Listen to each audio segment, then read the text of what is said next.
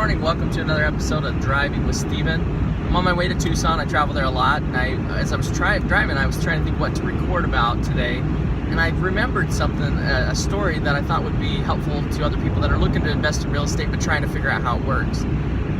And it was about the fact that you can get the bank to pay you money to take out a loan from them. Now, I know that kind of sounds stupid, like why would I say that? When a bank loans you money, they're giving you money. But what I mean is you actually make the money and don't have to pay it back.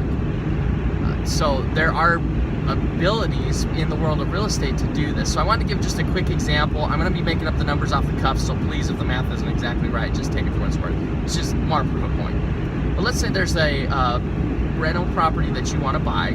It is, the bank is foreclosed on it or whatever, the bank owns it, and it's now being offered for $50,000, but it's worth $100,000. So, of course, you don't go to the bank and say, I'll pay you $50,000 for it. The whole point is to get it as cheaply as possible. So you find out what it's going to take to rehab it and all these different things, and you go to the bank with an offer that makes sense of, $30,000. The bank comes back and says, no, I won't take that. We're going to take $40,000. You just got the bank to lower their price 10 grand from what they were willing to take before.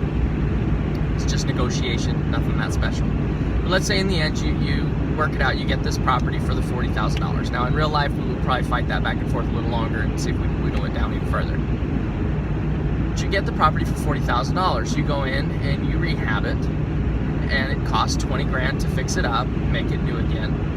And then you get a renter and you put them in there and you start having them charge rent. Now, right from day one, that renter is going to be paying you a rental payment that should cover principal, interest, tax, all the different things that are part of owning that property. And then there should be some extra money, $200-300 a month, that is cash flow to you on top of that. All that aside, that's just the blah, blah, blah, blah, blah. You can forget that. We're talking about how did the bank pay you money that you don't have to pay back. So you now have a property that you have put $60,000 into, but it's worth $100,000. So you go to the bank and you say, I want to do a refinance. I want to, pull some equity out of the property in the form of a loan. So you go to the bank. They'll usually lend you like 80% of whatever the value of the property is. But in this example, we're just going to say they loan you 100%. I'm trying to keep the math simple. You paid $60,000. The bank loans you $100,000, and you go and take that $40,000 and put it in your bank account. By your bank account, I better be your business's bank account. So let me please be clear there. So the bank just gave you 40 grand for taking out this loan with them. That's normal procedure when you get a loan. But remember, who's making the payments on this? Your renter is. So where in that process do you have to pay back that $40,000 to the bank? Instead, you can take that $40,000 and go out and invest it in another property and do it again and again and again. So when you get into the world of investing, and please, if you have any interest in this kind of stuff at all, I want to talk to you. I want to be able to network with people that think the same way I do. I want to be able to do business partnerships with people that think the way I do. But how would you like to buy a rental property, make $40,000 on the deal, and cash flow it every month because your renter's paying the payments?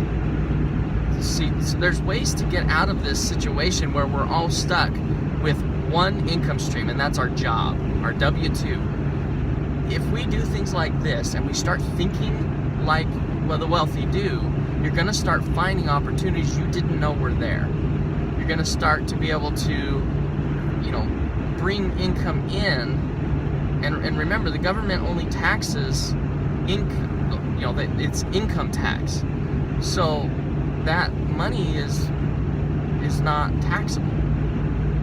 So yes, they're going to get their fair share. You're going to pay property taxes. You're going to pay all these other things. But the government doesn't tax cash flow. The government doesn't tax wealth. They tax income. So if we can get different streams of cash flow coming into our life, then we're able to keep more of it in our pocket and hand less of it over to them. They already take 50% of our income when you account for all the different taxes that we pay. So let's just minimize that and play by their rules.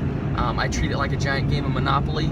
If you can figure out the rules, then you can figure out how to play to your advantage and do the same things that they do every day. So we're not trying to be illegal, we're not trying to push things differently. You're just trying to play by their rules and make your life a better place so that you can have your dreams and not only have big dreams for yourself, but be able to help other people in the process. So hopefully this information is helpful for you, and we'll talk to you on the next one.